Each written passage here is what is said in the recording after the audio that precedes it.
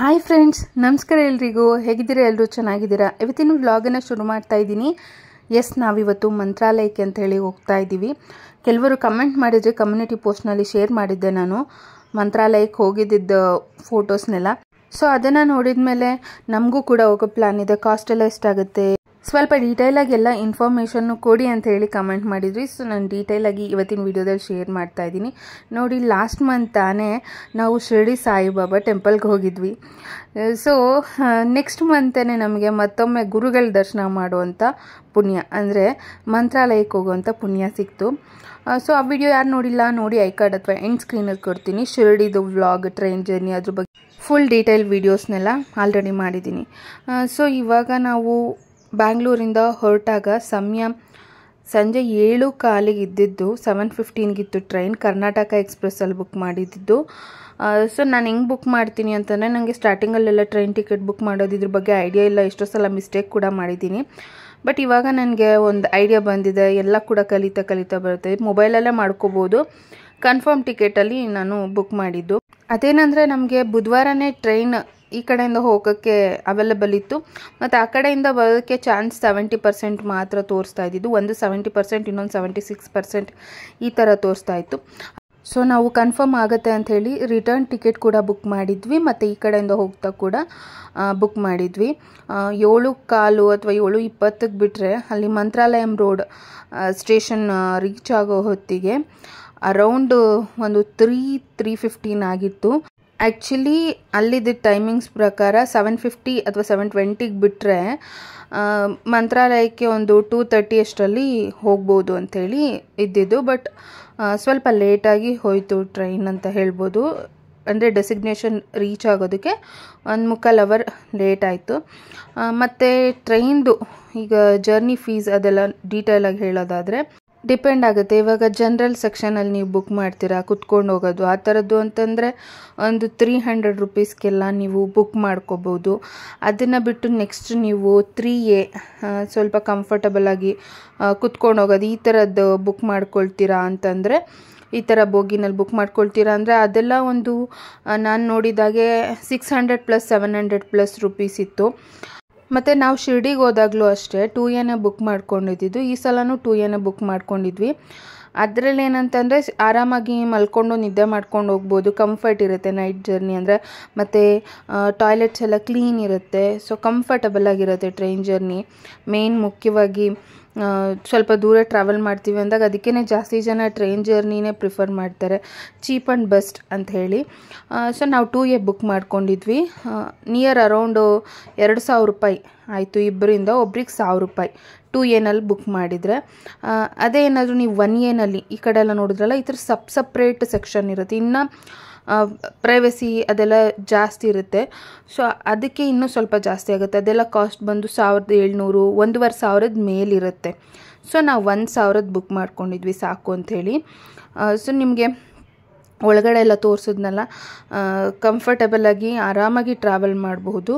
ಇವಾಗ ನಾವು ಮಂತ್ರಾಲಯ ರೀಚ್ ಆಗಿದ್ದೀವಿ. ಇಲ್ಲಿಂದ ಯಾವುದಾದ್ರು ವೆಹಿಕಲಲ್ಲಿ ಅಂದರೆ Mantralayam road railway station reach ಆಗಿದ್ದೀವಿ. ರಾಘವೇಂದ್ರ ಸ್ವಾಮಿಗಳ ದೇವಸ್ಥಾನಕ್ಕೆ ಹೋಗೋದಕ್ಕೆ ನಾವು ಇಲ್ಲಿಂದ ನೆಕ್ಸ್ಟು ಟ್ಯಾಕ್ಸಿ ಅಥವಾ ಆಟೋದಲ್ಲಿ ಹೋಗಬಹುದು.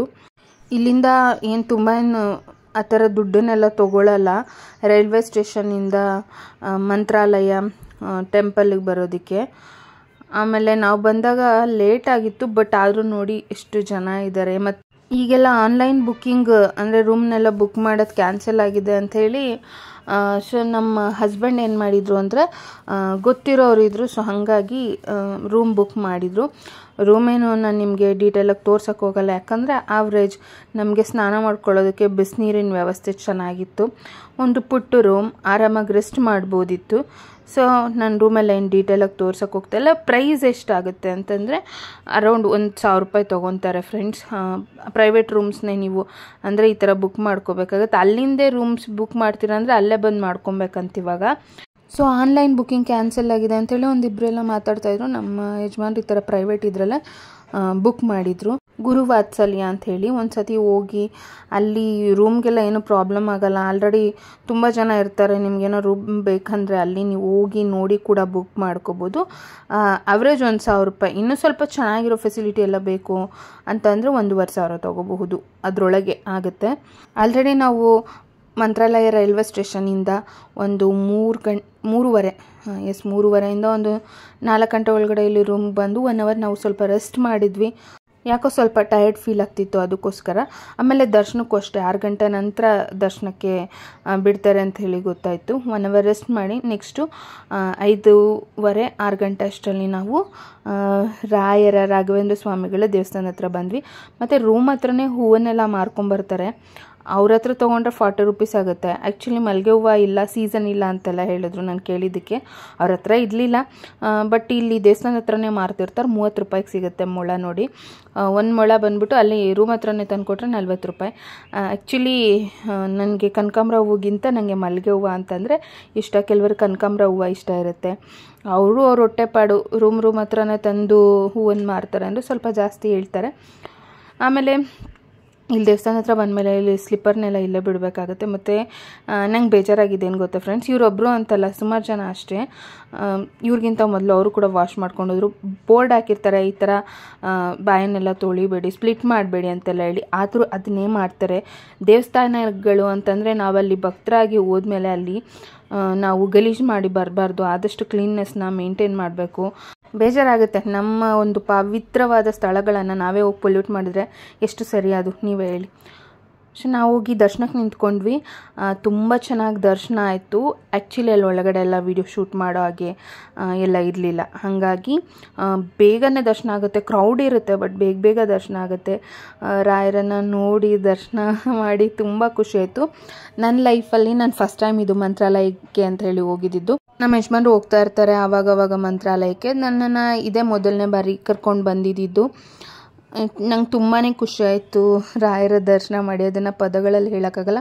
ಮತ್ತು ಮಂತ್ರಾಕ್ಷತೆನ ತೊಗೊಂಡ್ಮೇಲೆ ಅದು 1-2 ಕಾಳು ಹಣೆ ಮೇಲೆ ಅಂದರೆ ತಲೆ ಮೇಲೆ ಇಟ್ಕೊಂಡ್ರೆ ಸಾಕು ಫ್ರೆಂಡ್ಸ್. ಜಾಸ್ತಿ ಫುಲ್ಲು ಅಲ್ಲೇ ಹಾಕೋಬಾರ್ದು.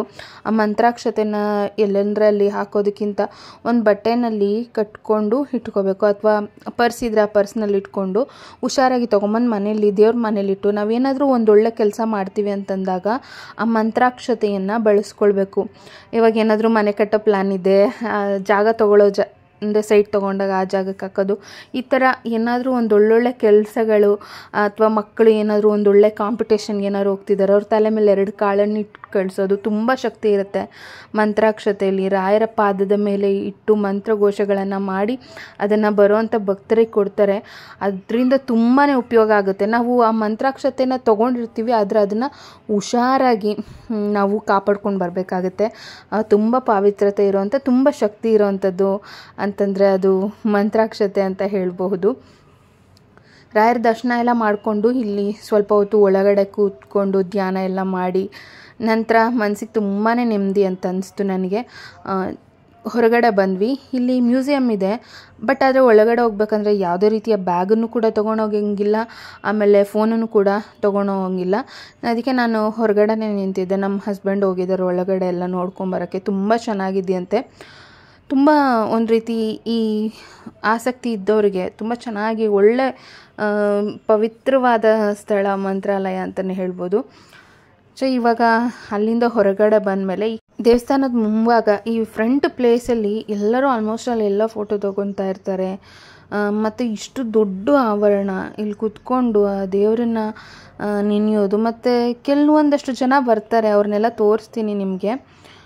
ಒಂದೊಂದು ಥರ ಅನಿಸ್ತಾ ಇತ್ತು. ಮತ್ತು ಈ ಕಡೆ ನದಿ ಕಡೆ ಹೋಗೋಣ ಅಂತೇಳಿ ಬರ್ತಾಯಿದ್ವಿ.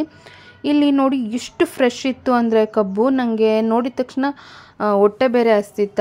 ಆ್ಯಕ್ಚುಲಿ ಕಬ್ಬಿನ ಜ್ಯೂಸ್ ಕುಡಿಯೋಣ ಅಂತ ಹೇಳಿ ಕುಡಿದ್ವಿ. ತುಂಬಾ ಫ್ರೆಶ್ ಆಗಿತ್ತು ಫ್ರೆಂಡ್ಸ್, ಟೇಸ್ಟಿಯಾಗಿತ್ತು ಕಬ್ಬಿನ ಜ್ಯೂಸ್.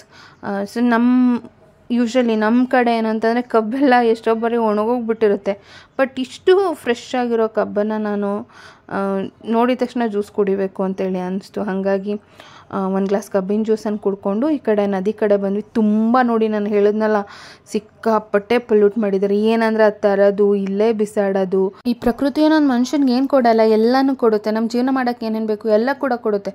ಆದರೆ ಮನುಷ್ಯ ಆದವನು ಏನಂತಂದರೆ ಈ ರೀತಿ ತಪ್ಪು ಕೆಲಸಗಳನ್ನ ಮಾಡ್ತಾರೆ. ಮತ್ತು ಎಷ್ಟೋ ಜನ ಏನು ಮಾಡ್ತಾರೆ ಅಂದರೆ ಇಲ್ಲಿ ಎಷ್ಟು ಅಸಹ್ಯವಾಗಿ ಗಲೀಜು ಮಾಡಿ ಹೋಗಿದ್ದಾರೆ. ಇಲ್ಲಿ ನಿಜವಾಗ್ಲೂ ತುಂಬ ಬೇಜಾರಾಯಿತು ನನಗಂತೂ ಇಲ್ಲಿ ಇಷ್ಟು ಕೊಳಕನ್ನು ಮಾಡಿರೋದನ್ನು ನೋಡಿ. ಪ್ರಕೃತಿ ಮಾತೆಗೆ ಏನಾಗುತ್ತೆ, ಇಷ್ಟು ಅಂತ ಸಹಿಸ್ತಾಳೆ ತಾಯಿ. ಒಂದು ಸಲ ಸಿಟ್ಟು ಬಂದು ಇನ್ನೇನಾಗುತ್ತೆ ಅಲ್ವಾ ಫ್ರೆಂಡ್ಸ್? ಆವಾಗಲೇ ಆಗೋದು ಪ್ರವಾಹ, ಭೂಕಂಪ, ಪ್ರಕೃತಿಯ ವಿಕೋಪಗಳು. ಇನ್ನೇನಾಗುತ್ತೆ?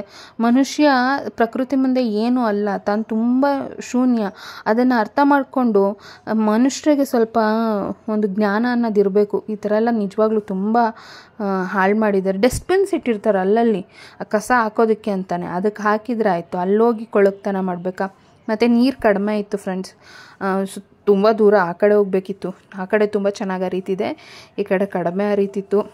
ಸೊ ಹಾಗಾಗಿ ನಾವು ಆ ಕಡೆ ಇನ್ನೂ ದೂರ ಹೋಗಬೇಕು ಅಂಥೇಳಿ ಈ ಕಡೆನೇ ಸ್ವಲ್ಪ ಓಡಾಡಿಕೊಂಡು ಬರ್ತಾಯಿದ್ದೀವಿ. ಮತ್ತು ಇಲ್ಲಿ ಏನಂದರೆ ಈ ಕಡೆ ನದಿ ಕಡೆ ಗಿಳಿಶಾಸ್ತ್ರ ಹೇಳೋರು ಕೂತಿರ್ತಾರೆ, ಕರೀತಾ ಇರ್ತಾರೆ, ಬನ್ನಿ ನೀವು ದುಡ್ಡು ಕೊಡ್ಬೇಡಿ ನಾವು ಹೇಳ್ತೀವಿ ಅಂತೆಲ್ಲ ಕರೀತಾರೆ. ಏನಾದರೂ ಹೋದರೆ ಒಂದು ಸ್ವಲ್ಪ ರಿಲೇಟ್ ಆಗೋಂಗೆ ಹೇಳ್ಬಿಟ್ಟು, ಆಮೇಲೆ ನೀವು ಇದು ಮಾಡಿಸ್ಕೋಬೇಕು, ಆ ಪರಿಹಾರ ಮಾಡಿಸ್ಕೊಬೇಕು, ಈ ಪರಿಹಾರ ಮಾಡಿಸ್ಕೊಬೇಕು, 300 ಆಗುತ್ತೆ, 400 ಆಗುತ್ತೆ, 500 ಆಗುತ್ತೆ ಅಂತೆಲ್ಲ ಹೇಳ್ಬಿಡ್ತಾರೆ. But be careful. ಏನಂದರೆ ನಾವು ಹೋಗಿರೋದು ರಾಯರ ಹತ್ರ, ಅವ್ರ ಪಾದಕ್ಕೆಲ್ಲನೂ ಹಾಕಿ ಬಂದಮೇಲೆ ನಮ್ಮ ಕಷ್ಟಗಳು ಕಳೀತು ಅಂತಲೇ ಹೇಳಿ ಅರ್ಥ ಅಲ್ವಾ? ಸೊ ಮನುಷ್ಯರನ್ನ ನಂಬೋದಕ್ಕಿಂತ ದೇವರನ್ನ ನಂಬಿದ್ರೆ ಯಾವತ್ತೂ ಕೂಡ ಕೈ ಬಿಡಲ್ಲ. ದೇವರಂಥ ಮನುಷ್ಯರು ಇರ್ತಾರೆ, ಕೆಲವರು ಬರ್ತಾರೆ ನಮ್ಮ ಲೈಫಲ್ಲಿ ಏನೋ ಒಳ್ಳೆಯದನ್ನು ಮಾಡ್ತಾರೆ, ಅದನ್ನು ದೇವರೇ ಕಳಿಸ್ತಾನೆ. ತಾನು ಬರೋಕ್ಕಾಗಲ್ವಲ್ಲ, ಕಲಿಯುಗ ಅಲ್ವಾ ಇದು. ಯಾವುದೋ ಒಂದು ಮೂಲಕ, ಯಾವುದೋ ಒಂದು ರೂಪದಲ್ಲಿ ಬಂದು ದಾರಿಯನ್ನು ತೋರಿಸ್ತಾನೆ, ನಮ್ಮ ಸಮಸ್ಯೆಗಳಿಗೆ ಪರಿಹಾರವನ್ನು ನೀಡ್ತಾನೆ ಭಗವಂತ. ಏನಂತೀರಾ ಅಲ್ವಾ? ಸೊ ಇವಾಗ ಇಲ್ಲೇ ದೇವಸ್ಥಾನದ ಹತ್ರ ಕೂತ್ಕೊಂಡು ಪ್ರಸಾದ ಎಲ್ಲ ತೊಗೊಂಬಂದ್ವಿ. 25 ರೂಪೀಸ್, 25 ರೂಪಾಯಿ ಒಂದು ಪಾಕೆಟು. ಒಬ್ಬರಿಗೆ 4 ಪಾಕೆಟ್ ಕೊಡೋದು, 100 ರೂಪಾಯಿಗೆ 4 ಪಾಕೆಟು. ಸೊ ನಾವಿಬ್ಬರು ಹೋಗಿದ್ವಿ ಅಲ್ವಾ. ಇನ್ನು ಪ್ರಸಾದ ತಂದರೆ, ಮಂತ್ರಾಲಯಕ್ಕೆ ಹೋಗಿದ್ದೀವಿ ಅಂದರೆ ಪ್ರಸಾದ ತರಬೇಕು. ಪ್ರಸಾದ ತಂದಮೇಲೆ ಎಲ್ಲರಿಗೂ ಹಂಚ್ಬೇಕಲ್ವ. ನಾವೊಂದು 2 ಸತಿ ಹೋಗಿ ನಿಂತ್ಕೊಂಡು ತೊಗೊಂಬಂದಿದ್ದೀವಿ ಪ್ರಸಾದ, ಎಲ್ಲರಿಗೂ ಕೊಡೋಣ ಅಂಥೇಳಿ. ಇಲ್ಲಿ ಕುತ್ಕೊಂಡು ಏನೋ ಒಂಥರ ನೆಮ್ಮದಿ ಅನಿಸ್ತಾಯಿತ್ತು. ರಾಯರ ದೇವಸ್ಥಾನದ ಮುಂಭಾಗದಲ್ಲಿ ಇವ್ರನ್ನ ಯಾಕೆ ತೋರಿಸ್ತಾ ಇದ್ದೀನಿ ಅಂದರೆ, ಇವ್ರು ಆಡಿದ ಒಂದು ಮಾತು ಮನಸ್ಸಿಗೆ ಟಚ್ ಆಯಿತು, ತುಂಬಾ ಮನ ಮುಟ್ಟಿತ್ತು ಅಂತಲೇ ಹೇಳ್ಬೋದು. ಇಲ್ಲಿ ಕೂತಿದ್ದಾಗ ಬಂದು ತೊಗೊಳ್ಳಿ ಅಂತಂದರು. ನಾವು ಬೇಡ ಅಂತ ಹೇಳಿದ್ವಿ ಮೊದಲು. ಬಟ್ ಆಮೇಲೆ ನೋಡಿ ಸರ್, ನನ್ನ ಕಾಲು ಹಿಂಗಿದೆ, ಕೈ ಹಿಂಗಿದೆ, ನಾನು ದುಡಿದು ತಿನ್ನಬೇಕು. ನನಗೆ ಎಲ್ಲರ ನೋಡಿ ಹೆಂಗೆ ಬೇಡ್ತಾ ಇದ್ದಾರೆ ಎಲ್ಲರೂ, ಹೋಗಿ ಸುಮ್ಮನೆ ಕೊಡಿ ಅಂತ ಅವ್ರ ಹಿಂದೆನೇ ಹೋಗ್ತಾರೆ. ನಾನು ಕೊಟ್ಟು ತೊಗೊತೀನಿ ಅಂದರೆ ನಾನು ಕೆಲಸ ಮಾಡಿ ನಾನು ಕೇಳ್ತೀನಿ ಸರ್ ಅಂತ ಒಂದು ಮಾತು ಹೇಳಿದ್ರು. ಯಾಕೋ ಮನಸ್ಸಿಗೆ ತುಂಬಾ ಫೀಲ್ ಆಯಿತು ನಮಗೆ. ನಿಜ ಅಲ್ವಾ? ನೋಡಿ, ಕೆಲವರು ಎಲ್ಲ ಚೆನ್ನಾಗಿದ್ರು, ಕೈಕಾಲು ಎಲ್ಲ ಗಟ್ಟಿ ಮುಟ್ಟಿದ್ರು ಮಾಡ್ತಾರೆ. ಬಟ್ ಆ ವ್ಯಕ್ತಿ ಅವರು ಅಂಗವೈಕಲ್ಯತೆ ಇದೆ ನನಗೆ, ನಾನಾದರೂ ಕೂಡ ನಾನು ಬೇಡ ತಿನ್ನಲ್ಲ, ನಾನು ದುಡಿದು ತಿನ್ನಬೇಕು ಅಂದರು. ಹಾಗಾಗಿ ನಾವು ಅವ್ರ ಹತ್ರ ಪ್ರಸಾದನ ತೊಗೊಂಡ್ವಿ. ಅವ್ರು ಹೇಳಿದಂಥ ಮಾತು ತುಂಬ ಇಷ್ಟ ಆಯಿತು ನಮಗೆ. ನಂತರ ಹೀಗೆ ಕುತ್ಕೊಂಡಿದ್ವಿ. ಇನ್ನೂ ಒಬ್ಬರು ಬಂದು ನಮ್ಮ ಯಜಮಾನ್ರು ಹಣೆಗೆ ಹಿಂಗೆ ಬಟ್ಟಿಡೋದಕ್ಕೆ ಅಂತೇಳಿ ಬಂದರು. ಆಮೇಲೆ ಒಂದು ಕ್ಯೂಟ್ ಸ್ಮೈಲ್ ಕೊಟ್ಟರು. ಒಂದು ಫೋಟೋ ಕ್ಲಿಕ್ ಮಾಡ್ಕೊಂಡಿದ್ದೀನಿ, ಅಟ್ಯಾಚ್ ಮಾಡ್ತೀನಿ ನೋಡಿ ಇಲ್ಲಿ. ಆ್ಯಕ್ಚುಲಿ ನಾನು ನಮ್ಮ ಯಜಮಾನ್ರು ಕುತ್ಕೊಂಡಿದ್ವಾ, ಇವ್ರು ಹಿಂಗೆ ಬಟ್ಟಿಡೋದಕ್ಕೆ ಹಿಂಗೆ ನಮ್ಮ ಯಜಮಾನ್ರ ಹಣೆ ಹತ್ರ ಈ ಪುಟ್ಟ ಹುಡುಗ ಬಂದ. ಅವ್ರು ನಮ್ಮ ಯಜಮಾನ್ರು ನಾನು ಇಟ್ಕೊಂಡಿದ್ದೀನಲ್ಲ ಅಂತ ಹೇಳಿ ಹಿಂಗೆ ತಲೆ ಎತ್ತಿ ತೋರಿಸಿದ್ರು. ಅವನಿಗೆ ಸಡನ್ನಾಗಿ ನಗು ಬಂದುಬಿಡ್ತು. ಆಮೇಲೆ ಬಾರೋ ಕಾಸು ಕೊಡ್ತೀವಿ ಅಂತಂದ್ರು, ಬರಲಿಲ್ಲ, ಓಡ್ಬಿಟ್ಟ ಅವನು. ಮತ್ತು ಆ ಕಡೆ ಹೋದ್ನೋ ಕಾಣಿಸ್ಲೇ ಇಲ್ಲ. ಬಟ್ ಅವ್ನ ನಗು ನಂಗೆ ತುಂಬಾ ಇಷ್ಟ ಆಯಿತು. ಎಷ್ಟು ಇನ್ನೋಸೆನ್ಸ್ ಅಲ್ವಾ ನೋಡಿ. ಆ ಹಣೆಗೆ ಬಟ್ಟಿಡೋದು, ಆ ಬಟ್ಟೆಗೆಲ್ಲ ಬೆಳ್ಕೊಂಡು ಮಕ್ಕಳು ನಗು, ಆ ಮುಗ್ಧತೆ ಅನ್ನೋದಿರುತ್ತೆ ಅವ್ರಿಗೆ, ಯಾವುದ್ರ ಪರಿನೂ ಇರಲ್ಲ ನೋಡಿ. ಅದಕ್ಕೆ ಮಕ್ಕಳು ಅಂತ ಹೇಳೋದು. ಸೊ ರಾಯರು ಪ್ರಸಾದನೆಲ್ಲ ತೊಗೊಂಡ್ಮೇಲೆ ನನಗೆ ಮಂತ್ರಾಲಯದಲ್ಲಿ ಊಟ ಮಾಡಬೇಕು, ರಾಯರು ಪ್ರಸಾದ ತಿನ್ನಬೇಕು ಅಂಥೇಳಿ ತುಂಬಾ ಆಸೆ ಆಗ್ತಾಯಿತ್ತು. ಹಾಗಾಗಿ ಇಲ್ಲಿ ಬಂದ್ವಿ. ಬಟ್ ಆದರೆ 11 ಗಂಟೆ ನಂತರ ಇಲ್ಲಿ ಪ್ರಸಾದ ಕೊಡೋದು ಅಂತ ಹೇಳಿದ್ರು. ಆಮೇಲೆ ಆವಾಗಲೇ ಅವರು ಒಬ್ಬರು ಬ್ರದರ್ ಅವ್ರು ಪ್ರಸಾದ ಮಾರಕ್ಕೆ ಬಂದಿದ್ರಲ್ಲ, ಅವ್ರೇನು ಹೇಳಿದ್ರು ಅಂದರೆ, ಇಲ್ಲಿ ಶ್ರೀನಿವಾಸನ ದೇವಸ್ಥಾನ ಇದೆ, ತುಂಬ ಹಳೆ ಕಾಲದ ದೇವಸ್ಥಾನ, ನೀವು ಅಲ್ಲಿ ಹೋಗಿ ದರ್ಶನ ಮಾಡ್ಕೊಂಬನ್ನಿ ಅಂತ ಹೇಳಿದರು. ಅಲ್ಲೇ ಮಂತ್ರಾಲಯದ ದೇವಸ್ಥಾನದ ಪಕ್ಕದಲ್ಲೇ. ಸೊ ಹಾಗಾಗಿ ನಾವು ಬಂದ್ವಿ. ಇಲ್ಲಿ ವೆಂಕಟೇಶ್ವರನ ದರ್ಶನ ಮಾಡಿ ಅದ್ರ ಪಕ್ಕದಲ್ಲೇ ಇಲ್ಲಿ ಶಿವನ ಒಂದು ದೇವಸ್ಥಾನ ಕೂಡ ಇತ್ತು. ಇಲ್ಲೂ ಕೂಡ ತುಂಬಾ ಚೆನ್ನಾಗಿ ದರ್ಶನ ಆಯಿತು ನಮಗೆ. ನಾವು ಮಕ್ಕಳನ್ನ ಕರ್ಕೊಂಬಂದಿಲ್ಲ ಇಬ್ಬರೂ ಕೂಡ. ಸ್ಕೂಲ್ದು ಆಲ್ರೆಡಿ ಇಬ್ರಿಗೂ ಕೂಡ ಹಾಲಿಡೇಸ್ ಜಾಸ್ತಿ ಆಗಿದೆ. ಆಮೇಲೆ ನಾವೆಲ್ಲಾದರೂ ದೇವಸ್ಥಾನಗಳಿಗೆ ಹೋದಾಗ ಒಂದು ಸ್ವಲ್ಪ ಧ್ಯಾನಕ್ಕೆ ಅಂತ ಹೇಳಿ ಕೂತ್ಕೊಂಡಾಗ ನಮ್ಮ ಯಜಮಾನರು ಸ್ವಲ್ಪ ಜಾಸ್ತಿ ಹೊತ್ತು ಕೂತ್ಕೊಳ್ತಾರೆ, ನಾನು ಸ್ವಲ್ಪ ಶಾರ್ಟ್ ಟೈಮ್. ನಮಗೆ ಸ್ವಲ್ಪ ಟೈಮನ್ನು ಕೊಡಬೇಕು, ಮನಸ್ಸಿಗೆ ನೆಮ್ಮದಿ ಬೇಕು ಅಂಥೇಳಿ ಈ ಒಂದು ಉದ್ದೇಶಕ್ಕೆ ಅವ್ರನ್ನೂ ಕರ್ಕೊಂಬಂದು ಕಿರಿಕಿರಿ ಮಾಡೋದು ಯಾಕೆ ಅಂತ ಹೇಳಿ ಈ ಉದ್ದೇಶದಿಂದನೇ ನಾವಿಬ್ಬರೇ ಈ ಸಲ ಮಂತ್ರಾಲಯಕ್ಕೆ ಅಂತ ಹೇಳಿ ಬಂದ್ವಿ.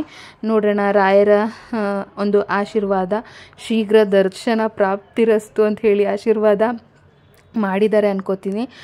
ನೆಕ್ಸ್ಟ್ ಹೋದಾಗ ಇಡೀ ಫ್ಯಾಮಿಲಿ ಹೋಗ್ತೀವಿ ರಾಯರ ದರ್ಶನಕ್ಕೆ. ಮತ್ತು ಪ್ರಸಾದಕ್ಕೆ ಅಂತೇಳಿ ಊಟ ಮಾಡೋಣ ಅಂತೇಳಿ ಬಂದಿದ್ವಿ. 11 ಗಂಟೆಗೆಲ್ಲ ಗೇಟ್ ಓಪನ್ ಮಾಡ್ತಾರೆ. ಇಷ್ಟು ದೊಡ್ಡ ಫ್ಯಾನ್ ನಾನು ಎಲ್ಲೂ ನೋಡಿರಲಿಲ್ಲ, ಇದೇ ಫಸ್ಟ್ ಟೈಮ್ ನೋಡಿದ್ದು. ತುಂಬಾ ಖುಷಿಯಾಯಿತು ಫ್ಯಾನ್ ನೋಡಿ, ಇಷ್ಟು ದೊಡ್ಡ ಫ್ಯಾನ್ ಅಂತೇಳಿ. ಮತ್ತು 4 ಕಡೆ ಕೊಡ್ತಾ ಇರ್ತಾರೆ ಪ್ರಸಾದ, ಎಲ್ಲಿ ಬೇಕಾದ್ರೂ ಇಸ್ಕೊಳ್ಬೋದು. ಅನ್ನ, ತಿಳಿಸಾರು, ಪಕ್ಕದಲ್ಲಿ ಒಂದು ರೀತಿ ಗೊಜ್ಜು ಥರ ಹಾಕಿದ್ದಾರೆ, ನಂಗೆ ಗೊತ್ತಿಲ್ಲ ಅದೇನು ರೆಸಿಪಿ ಅಂತೇಳಿ. ಮೊಸರು ಅನ್ನ ಮತ್ತು ಹೆಸರುಬೇಳೆ ಪಾಯಸ. ಫ್ರೆಂಡ್ಸ್, ಅಮೃತ, ಎಷ್ಟು ಚೆನ್ನಾಗಿತ್ತು ಅಂದರೆ ನಾನಂತೂ ಫುಲ್ಲು ಖುಷಿಯಿಂದ ತುಂಬಾ ಎಂಜಾಯ್ ಮಾಡ್ಕೊಂಡು ತಿಂದಿದ್ದೀನಿ. ಪುಣ್ಯ ಮಾಡಿರಬೇಕು ಫ್ರೆಂಡ್ಸ್, ಈ ಥರ ಪುಣ್ಯಕ್ಷೇತ್ರಗಳಲ್ಲಿ ಊಟ ಮಾಡೋದಕ್ಕೂ ಕೂಡ ಪುಣ್ಯ ಮಾಡಿರಬೇಕು. ಅಲ್ಲಿ ದೇವರ ಪ್ರಸಾದವನ್ನು ಸ್ವೀಕರಿಸಿ ನಂತರ ನಾವು ರೂಮಿಗೆ ಹೋಗಿ ಒಂದು ಸ್ವಲ್ಪ ಫ್ರೆಶ್ ಅಪ್ ಆಗಿ ನೆಕ್ಸ್ಟ್ ನಾವು ಅಲ್ಲಿಂದ ಇನ್ನೂ ಒಂದಷ್ಟು ದೇವಸ್ಥಾನಗಳಿಗೆ ಹೋಗೋಣ, ಟೈಮ್ ಇದೆ ಅಂಥೇಳಿ ಹೊರಟಿದ್ದೀವಿ. ಅಲ್ಲೇನು ಕ್ಯಾಬ್ ಥರ ಮತ್ತು ಈ ಆಟೋಗಳೆಲ್ಲ ಇರುತ್ತೆ. 150 ರೂಪಾಯಿ ಕೊಟ್ಟರೆ ಎಷ್ಟೆಷ್ಟು ದೇವಸ್ಥಾನಗಳು ಯಾವ ಪ್ಲೇಸಿಗೆ ಕರ್ಕೊಂಡು ಹೋಗ್ತಾರೆ ಅಂಥೇಳಿ ಶೇರ್ ಮಾಡ್ತೀನಿ. ಒಬ್ಬ ಪರ್ಸನ್ಗೆ 150 ರೂಪಾಯಿ ಕೇಳ್ತಾರೆ. ನೀವು 130 ರೂಪೀಸ್ಗೆ ಬೇಕಿದ್ರೆ ಮಾತಾಡ್ಬೋದು. ನಾವು 130 ರೂಪಾಯಿ ಕೊಟ್ಟಿದ್ದೀವಿ. ಸೊ ಇವಾಗ ಮಂತ್ರಾಲಯ ರೋಡಲ್ಲೇ ದೊಡ್ಡದು ಆಂಜನೇಯನ ಮೂರ್ತಿ ಇದೆ. ತುಂಬ ಚೆನ್ನಾಗಿದೆ ಈ ದೇವಸ್ಥಾನ. ಫಸ್ಟು ಈ ಟೆಂಪಲ್ಗೆ ಅಂಥೇಳಿ ಕರ್ಕೊಂಬಂದರು. ಇಲ್ಲಿ ದೇವ್ರನ್ನ ನೋಡಿ, ಅಂದರೆ ದೇವರ ದರ್ಶನವನ್ನು ಮಾಡಿ ನೆಕ್ಸ್ಟು ರಾಯರು ವಾಸವಿದ್ದಂಥ ಮನೆ ನೀವಿಲ್ಲಿ ನೋಡ್ಬೋದು. ರಾಘವೇಂದ್ರ ಸ್ವಾಮಿಗಳು ಇಲ್ಲಿ ಮಲ್ಕೊಂಡು ನಿದ್ರೆ ಮಾಡ್ತಿದ್ರು, ವಿಶ್ರಾಂತಿಯನ್ನು ತೆಗೆದುಕೊಳ್ತಾ ಇದ್ರು ಅಂತ ಹೇಳ್ತಾರೆ. ಸೊ ಅದೇ ಜಾಗ ಇದು. ಮತ್ತು ರಾಯರು ಪೂಜೆ ಮಾಡ್ತಿದ್ದಂತಹ ಒಂದಷ್ಟು ಮೂರ್ತಿಗಳು, ವಿಗ್ರಹಗಳನ್ನು ಕೂಡ ಇಲ್ಲಿ ನೋಡಬಹುದು. ತುಂಬಾ ಖುಷಿಯಾಯಿತು. ಪಾಂಡುರಂಗ ವಿಠ್ಠಲನ ವಿಗ್ರಹ. ಸೊ ನೋಡಿ, ಇಲ್ಲಿ ಹಾಕಿದ್ದಾರೆ ರಾಘವೇಂದ್ರ ಸ್ವಾಮಿಗಳು ಪೂಜೆ ಮಾಡುತ್ತಿದ್ದಂತಹ ಪಾಂಡುರಂಗ ಸ್ವಾಮಿಯ ವಿಗ್ರಹ ಅಂತೇಳಿ. ಅಲ್ಲಿ ರಾಯರ ಒಂದು ವಾಸವಿದ್ದಂತಹ ಮನೆ. ಅಲ್ಲಿಂದ ನೆಕ್ಸ್ಟು ಇಲ್ಲಿ ಮಂಚಲಮ್ಮ ದೇವಿ ದೇವಸ್ಥಾನಕ್ಕೆ ಅಂಥೇಳಿ ಕರ್ಕೊಂಬಂದಿದ್ದಾರೆ. ಮತ್ತು ರಾಯರ ಬೃಂದಾವನ ಕೂಡ ಇದೆ. ಸೊ ಮೂಲ ಇಲ್ಲಿ ಅಂತೇಳಿ ಹೇಳ್ತಾರೆ. ಸೊ ಇಲ್ಲಿ ಬಂದಿದ್ದೀವಿ. ಇಲ್ಲಿ ತುಂಬಾ ಒಂದು ಪ್ರಾಕೃತಿಕ ವಾತಾವರಣ ತುಂಬ ಚೆನ್ನಾಗಿದೆ ನೋಡಿ. ರಾಯರ ಬೃಂದಾವನ ನೋಡಬಹುದು ನೀವಿಲ್ಲಿ. ಮತ್ತು ನದಿ ನೋಡಿ ಎಷ್ಟು ಪವಿತ್ರವಾಗಿ, ಎಷ್ಟು ಚಂದವಾಗಿ ಹರಿತಾ ಇದೆ. ಇಲ್ಲಿ ಸ್ವಲ್ಪ ಹೊತ್ತು ನದಿ ದಡದಲ್ಲಿ ಒಂದು 4 ರಿಂದ 5 ನಿಮಿಷ ಕೂತ್ಕೊಂಡಿದ್ವಿ. ಆ್ಯಕ್ಚುಲಿ ನಾವು ಬಂದಿದ್ದು ಬೇರೆಯವ್ರ ವೆಹಿಕಲಲ್ಲೇ ಅಲ್ವಾ, ಮೀನ್ಸ್ ಶೇರಿಂಗಲ್ಲಿ ಬಂದಿದ್ವಿ ಒಂದಿಷ್ಟು ಜನ ಅಂಥೇಳಿ. ಸೊ ಮುಂದೆಗಡೆ ಹಿಂದೆ ಎಲ್ಲ ಕಡೆ ಕೂರಿಸಿರ್ತಾರೆ. ಸೊ ಅದು ಒಂಥರ ಕ್ಯಾಬ್ ಥರ ಇರುತ್ತೆ, ಅದರಲ್ಲಿ ಬಂದಿದ್ವಿ ನಾವು, 4 ವೀಲರೇ. ಸೊ ವೆಯ್ಟ್ ಮಾಡ್ತಿರ್ತಾರೆ ಬೇರೆಯವ್ರು ಕೂಡ ಅಂಥೇಳಿ ಬೇಗನೆ ಹೊರಟ್ವಿ. ನೀವಿಲ್ಲಿ ನೋಡ್ತಾ ಇರ್ಬೋದು ನೋಡಿ, ಮಂಚಾಲಮ್ಮ ದೇವಿ ಅಮ್ಮನವರು. ಸೊ ಅಮ್ಮನವರ ದರ್ಶನ ಮಾಡಿದ ನಂತರ ಅಲ್ಲಿಂದ ನೆಕ್ಸ್ಟು ಪಂಚಮುಖಿ ಆಂಜನೇಯನ ದೇವಸ್ಥಾನಕ್ಕೆ ಅಂತೇಳಿ ಕರ್ಕೊಂಬಂದರು. ಫ್ರೆಂಡ್ಸ್, ಆನ್ ದ ವೇ ಹೋಗ್ತಾ ಸಿಕ್ಕಾಪಟ್ಟೆ ಡಸ್ಟು. ನಂದಂತೂ ನಾನು ಸೀರೆ ಉಟ್ಕೊಂಡಿದ್ದೆ, ಹಿಂಗೆ ಕೊಡೋದ್ರೆ ಧೂಳೆಲ್ಲ ಹಂಗಂಗೆ ಎದ್ದೊಳ್ತಾ ಇತ್ತು. ಸೊ ನೀವು ಬೆಟರು ಏನಾದ್ರು ಈ ಥರ ನಮ್ಮ ಥರ ಟ್ರಾವೆಲ್ ಮಾಡ್ತೀರಾ ಅಂದರೆ ನಾವು ಮಾಸ್ಕನ್ನು ತೊಗೊಂಡೋಗಿದ್ವಿ, ನೀವು ಕೂಡ ಕ್ಯಾರಿ ಮಾಡಿ. ಸಿಕ್ಕಾಪಟ್ಟೆ ಧೂಳಿರುತ್ತೆ. ಮತ್ತು ಆಲ್ರೆಡಿ ಕೋವಿಡ್ ಎಲ್ಲ ಜಾಸ್ತಿ ಆಗ್ತಿದೆ ಅಂತೆಲ್ಲ ಹೇಳಿ ನ್ಯೂಸಲ್ಲೆಲ್ಲ ನೋಡ್ತಾ ಇದ್ದೀವಿ. ನಮ್ಮ ಹುಷಾರಲ್ಲಿ ನಾವಿರೋಣ. ಸೊ ಆಂಜನೇಯನ ದರ್ಶನ ಮಾಡಿ ಬಹಳ ಖುಷಿ ಆಯಿತು. ನೆಕ್ಸ್ಟ್ ದೇವಸ್ಥಾನದಿಂದ ಹೊರಗಡೆ ಬಂದ್ವಿ. ಕೆಲವರು ಕಮೆಂಟ್ ಮಾಡ್ತಿದ್ವಿ, ಅಕ್ಕ ಆಂಜನೇಯನ ದೇವಸ್ಥಾನಕ್ಕೆ ಹೋಗ್ತಾ ಇಲ್ವಾ ನೀವು, ಆಂಜನೇಯನ ತುಂಬ ಬಿಲೀವ್ ಮಾಡ್ತಿರಲ್ಲ ಅಂತೇಳಿ. ಹೇಗೆ ಹೋಗದೇ ಇರೋಕ್ಕಾಗುತ್ತೆ, ಹೇಗೆ ಅವರನ್ನು ನೆನೆದೇ ಇರೋಕ್ಕಾಗುತ್ತೆ. ಭಗವಂತನನ್ನು ಮರೆತು ಬದುಕುವಂಥ ಮತಿಹೀನಳಲ್ಲ ನಾನು ಫ್ರೆಂಡ್ಸ್, ಹೋಗ್ತಿರ್ತೀನಿ. ಬಟ್ ಪರ್ಸ್ನಲ್ ವ್ಲಾಗ್ಸನ್ನು ಶೇರ್ ಮಾಡಿಲ್ಲ ನಿಮ್ಮ ಜೊತೆಗೆ ಅಷ್ಟೇ, ಅದರ ಹೊರತಾಗಿ ಬೇರೆ ಏನೂ ಇಲ್ಲ. ನೋಡಿ, ಇದು ರಾಯರು ಮಲ್ಕೋತಿದ್ರಂತೆ ಇದ್ರ ಮೇಲೆ, ಅಂದರೆ ರಾಯರ ಒಂದು ಹಾಸಿಗೆ ದಿಂಬು ಅಂತೇಳಿ ಹೇಳ್ತಾರೆ. ಮತ್ತು ಇದು ಪುಷ್ಪಕ ವಿಮಾನ ಅಂಥೇಳಿ ಹೇಳ್ತಾರೆ. ನನಗಂತೂ ನೋಡಿ ಸ್ವಲ್ಪ ಆಶ್ಚರ್ಯ ಆಯಿತು, ಖುಷಿ ಕೂಡ ಆಯಿತು. ಭಗವಂತನ ಮುಂದೆ ಯಾರೂ ಇಲ್ಲ ಬಿಡಿ. ಇವಾಗ ಇಲ್ಲಿ ಬೆಟ್ಟದ ಮೇಲೆ ಏನು ನೋಡಿದ್ರಿ ನೀವು, ಸೊ ಅಲ್ಲಿ ಬಂದ್ಬಿಟ್ಟು ಲಕ್ಷ್ಮೀ ದೇವಿ ದೇವಸ್ಥಾನ ಇದೆ. ತುಂಬ ಹಳೆ ಕಾಲದ್ದು, ರಾಯರಿಗೆ ಒಲ್ದಿರೋದಂತೆ, ತುಂಬ ಉದ್ಭವಿಸಿರೋದು ಲಕ್ಷ್ಮೀ ದೇವಿಯಲ್ಲಿ. ಖುಷಿ ಆಯಿತು. ದೇವಸ್ಥಾನಕ್ಕೆಲ್ಲ ಹೋಗಿ ರೂಮಿಗೆ ಬಂದು ಒಂದು ಅರ್ಧ ಗಂಟೆ ರೆಸ್ಟ್ ಮಾಡಿ, ಸಂಜೆ ನಮಗೆ 7:20 ಬಟ್ 8:15 ಬಂತು. 8:15 ಬಂತು ಟ್ರೈನು. 1.5 ಅವರ್ ಲೇಟ್ ಆಯಿತು ಫ್ರೆಂಡ್ಸ್ ಟ್ರೈನ್ ಬರೋದು. ಇಲ್ಲಿ ವೆಯ್ಟ್ ಮಾಡ್ತಾ ಇದ್ವಿ. ನೋಡಿ, ರಾಯರ ಪ್ರಸಾದ ಮೊದಲು ಈ ಮೂಕ ಪ್ರಾಣಿಗಳು ತಿಂದಿದ್ದಾವೆ. ಸೊ ನಾವಿಲ್ಲಿಂದ ಮಾಮೂಲಿ ಆ್ಯಸ್ ಯೂಶ್ವಲ್ ಟ್ರೈನ್ ಜರ್ನಿ ಮನೆಗೆ ಹೊರಡ್ತಾ ಇದ್ದೀವಿ. ಈ ವ್ಲಾಗ್ ಇಷ್ಟ ಆಗಿದ್ರೆ ಕೊನೆಯಲ್ಲಿ ಕೇಳ್ತಾ ಇದ್ದೀನಿ, ದಯವಿಟ್ಟು ಲೈಕ್ ಮಾಡಿ. ಏನಾದರೂ ಡೌಟ್ಸ್ ಇದ್ದರೆ ಕಮೆಂಟ್ ಮಾಡಿ, ರಿಪ್ಲೈ ಮಾಡ್ತೀನಿ. ಎಲ್ರಿಗೂ ರಾಯರು ಒಳ್ಳೇದು ಮಾಡಲಿ. ಧನ್ಯವಾದಗಳು.